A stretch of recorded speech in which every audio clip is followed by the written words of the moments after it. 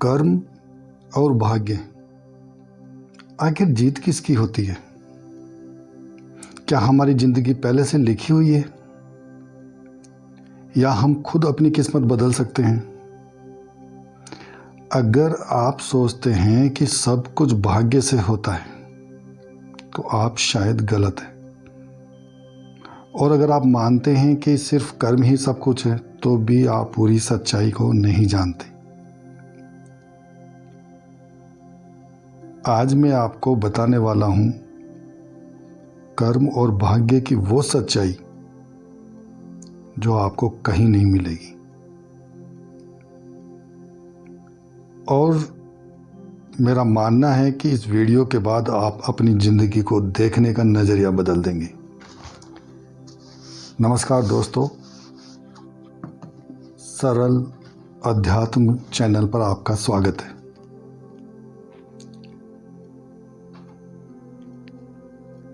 दोस्तों, आध्यात्मिक यात्रा को पूरी करने के लिए या वास्तविक शांति या आनंद की जो अवस्था है उसको अपने जीवन में उतारने के लिए हमें कुछ कॉन्सेप्ट्स को, कुछ सिद्धांतों को समझना बहुत बहुत ज़रूरी है।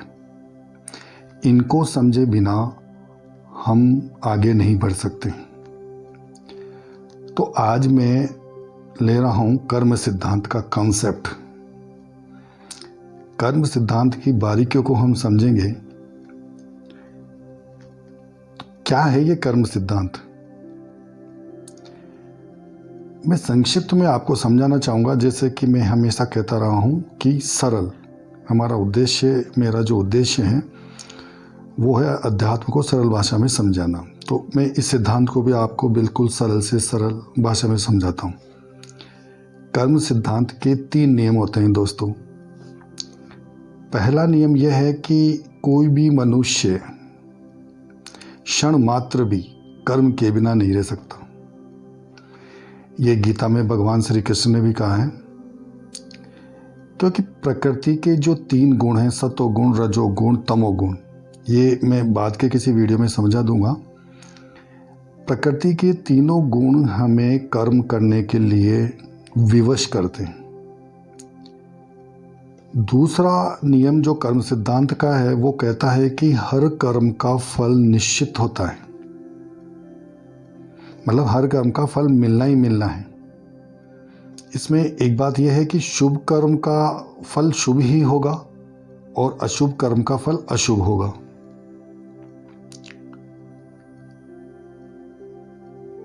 तीसरा जो नियम है कर्म सिद्धांत का वो बहुत गहरा है, और उसको आपने समझ लिया तो आपने काफ़ी बातें समझ ली।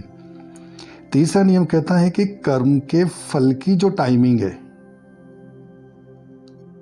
वो हमारे हाथ में नहीं होती।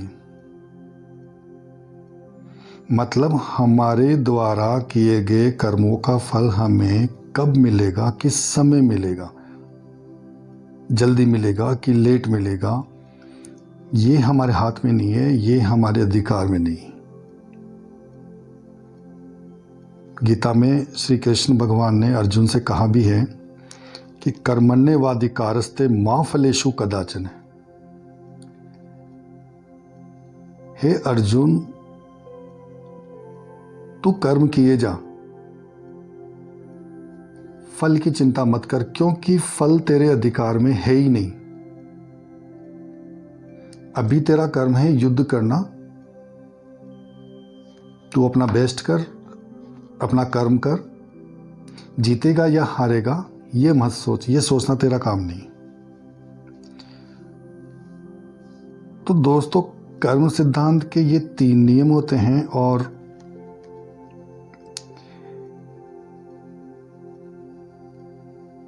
इन 3 नियमों के अलावा कर्मों को हम 3 भागों में भी बांट सकते हैं। देखिए, गौर से समझना। वर्तमान क्षण तक, यानी कि इस समय तक, जब मैं आपसे बात कर रहा हूं, इस समय तक हम जो भी कर्म कर चुके हैं, चाहे वो इस जन्म के हो चाहे पूर्व जन्मों के हो, वो सभी कर्म संचित कर्म कहलाते हैं। इनको हम स्टोर्ड कर्मास भी कह सकते हैं, ये स्टोर हो चुके हैं। अब पूर्व जन्मों में इस समय तक हमने पता नहीं कितने अनगिनत कर्म किए होंगे। नियम 3 के अनुसार उन सभी कर्मों का फल हमें भोगना है, और ये सभी कर्मों का फल हम एक साथ नहीं भोग सकते हैं, हमें 1 बाय 1 भोगना पड़ेगा। और इन संचित कर्मों में शुभ कर्म भी है, अशुभ कर्म भी है। इसलिए आपने देखा होगा कि मनुष्य के जीवन में सुख दुख का उतार चढ़ाव चलता ही रहता है। इसी चीज़ की टाइमिंग को कि अच्छा समय चल रहा है कि बुरा समय चल रहा है, ज्योतिष विद्या जो है महादशा, अंतरदशा, प्रत्यंतरदशा, ग्रह गोचर के अनुसार बताता है। इतने सारे संचित कर्मों में से जिस कर्म का फल वर्तमान में हम भोग रहे हैं, वो कर्म जो अभी फ्रूटफुल हो रहा है, वो प्रारब्ध कर्म कहलाता है। दोस्तों, इसी को डेस्टिनी बोलते हैं, इसी को भाग्य बोलते हैं, इसी को लक बोल दो, इसी को प्रारब्ध बोल दो। इस समय के बाद से भविष्य में अब हम जो भी कर्म करने जा रहे हैं या कर रहे हैं, ये कहलाते हैं क्रियमाण कर्म, फ्री विल। दोस्तों, बहुत इंटरेस्टिंग चीज़ है, इसको आप समझिएगा। अब जैसा कि मैं कह रहा था कि कई लोग सोचते हैं कि भाग्य ही सब कुछ होता है, कई बोलते हैं कि कर्म सब कुछ होता है। ये बहस चलती ही रहती है। दोस्तों, आज इस बहस का अंत कर ही देते हैं। ये कर्मों की मैं आपको वो सच्चाई बताने जा रहा हूं जो लोग नहीं बताते हैं या जानते नहीं हैं। होता क्या है दोस्तों कि ये जो फ्री विल है या क्रियमाण कर्म है, और जो प्रारब्ध है जिस कर्म का हम फल भोग रहे हैं, या संचित कर्मों में से वो कर्म जिसका फल हम भोग रहे हैं, उसको प्रारब्ध कहा हमने। प्रारब्ध और ये जो फ्री विल है, क्रियमाण कर्म है, ये आपस में लड़ते हैं, फाइट करते हैं। दो भेड़ जैसे सिर से सिर टकराकर लड़ते हैं, पूरी ताकत लगाते हैं अपनी अपनी तरफ से, वैसे ही ये प्रारब्ध और क्रियमाण कर्म आपस में लड़ते हैं। अब यहाँ एक बहुत इंटरेस्टिंग चीज़ आती है कि प्रारब्ध कर्म जो है वो तो फिक्स हो चुका है, ना तो उसको हम बढ़ा सकते हैं ना कम कर सकते हैं। लेकिन क्रियमाण कर्म हमारे हाथ में है, हम उसको बढ़ा सकते हैं, घटा सकते हैं, कुछ भी कर सकते हैं। तो अगर हमारे क्रियमाण कर्म की फोर्स या ताकत प्रारब्ध से ज़्यादा होती है, तो हम उस भाग्य को बदल डालते हैं। और यदि हमारे क्रियमाण कर्म कमज़ोर होते हैं उस प्रारब्ध के, तो वो प्रारब्ध हमको भोगना पड़ता है। अभी संक्षिप्त में सीधा सरल आप इतना ही समझिए। वैसे इनकी व्याख्या बहुत गहन होती है, लेकिन उसमें अभी हम नहीं जाएंगे। अगर आपका कोई प्रश्न डाउट हो तो आप पूछ सकते हो, मैं उसको ज़रूर बताऊंगा आपसे। अब होता क्या है कि यहाँ जीत किसकी होती है? तो दोस्तों, जब दो जनों के बीच में फाइट हो रही हो, तो सीधी सी बात है, जिसकी ताकत ज़्यादा होगी वही जीतेगा। तो कभी भी हमारा बुरा वक्त चल रहा हो या परिस्थितियाँ विपरीत हो रही हो, तो हमें घबराने की कोई ज़रूरत नहीं है। क्रियमाण कर्म के द्वारा, फ्री विल के द्वारा हम उसको बदल सकते हैं, जीत सकते हैं। या यूं कह दीजिए कि अब हम ये जो कर्म कर रहे हैं वही हमारा भविष्य का निर्माण कर रहे हैं, या वही हमारा भाग्य का निर्माण कर रहे हैं। अब दोस्तों, यहाँ पर बहुत सारी चीज़ें क्लियर हो जाती हैं। उदाहरण के लिए, इस कलयुग में, वर्तमान युग में काफ़ी देखने में आता है कि जो ईमानदारी, सत्यता, आदर्शों पे चल रहा है, अक्सर वो व्यक्ति हमें परेशान दिखाई देता है, धक्के खाते हुए दिखाई देता है, असफल दिखाई देता है, वो सक्सेस नहीं हो पाता है। ऐसा सभी पर लागू नहीं है, लेकिन अधिकतर ऐसा देखने में आता है। और इस वर्तमान युग में या कलयुग में कोई व्यक्ति मान लीजिए बेईमानी के रास्ते पे चल रहा है, 2 नंबर के काम धंधे कर रहा है, उसके ऊपर बहुत धन बरस रहा है, या भ्रष्ट आचरण कर रहा है, भ्रष्टाचार कर रहा है, बहुत संपत्तियां बना लेता है, बहुत ये बना लेता है, धन इकट्ठा कर लेता है, लग्जरी लाइफ जीता है। दोस्तों ये चीज़ें जो दिखती है यही नई पीढ़ी जो आ रही है उसको बहुत ज़्यादा भ्रम में डालती है, बहुत ज़्यादा कंफ्यूज करती है। चूँकि हमारी शिक्षा पद्धति में इस प्रकार का ज्ञान देने की कहीं कोई व्यवस्था तो है नहीं, तो नई पीढ़ी या जो नए बच्चे जो जिनके हाथ में देश का भविष्य है, वो लोग इनको देखकर इंस्पायर हो जाते हैं। मैं सभी की बात नहीं कर रहा हूँ, लेकिन ज़्यादातर ऐसा हो रहा है।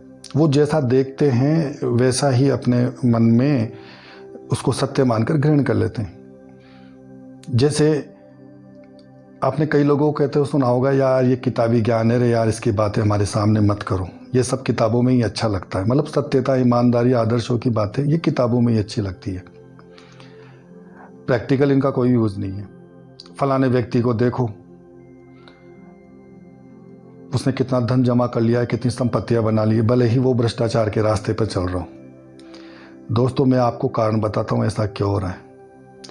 जो व्यक्ति भ्रष्ट आचरण करता हुआ भी सक्सेस दिखाई दे रहा है, वो उस भ्रष्ट आचरण की वजह से सक्सेस नहीं है।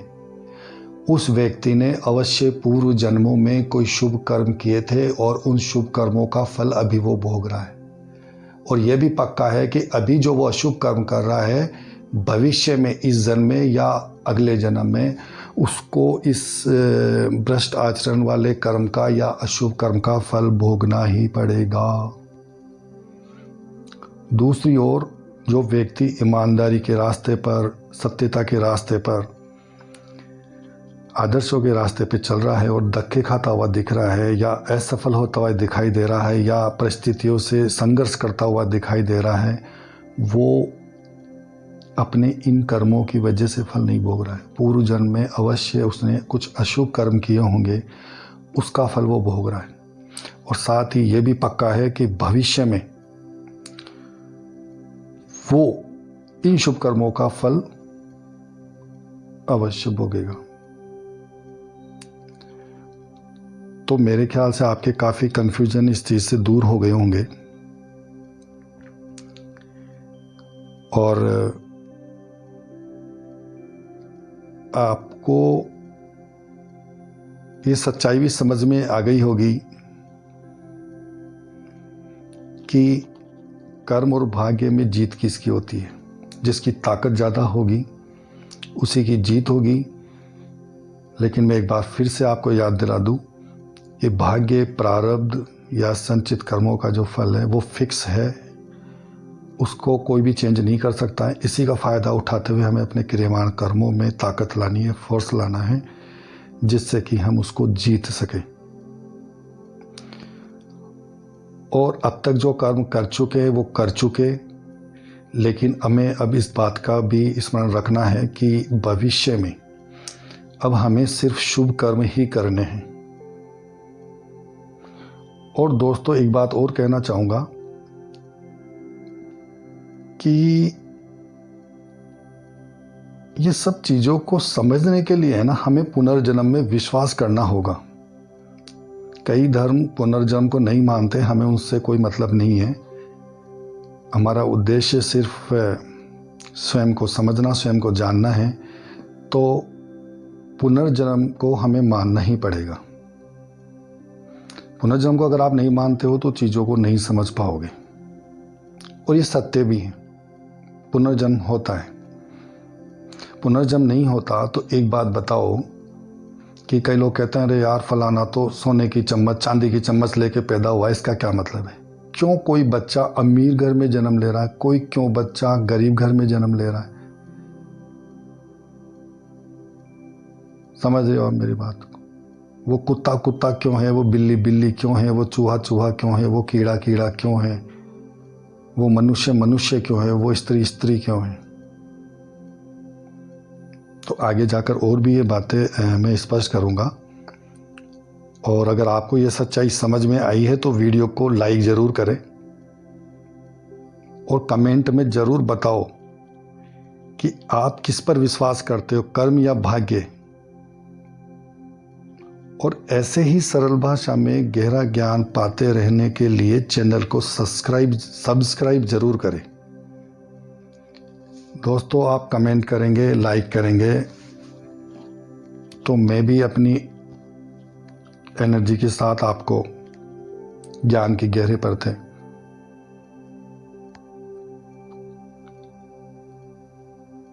गहरा ज्ञान निकाल कर दूंगा। मुझे भी मोटिवेशन मिलेगा। तो चैनल को लाइक करें, सब्सक्राइब करें और अपने चाहने वालों के साथ शेयर करें।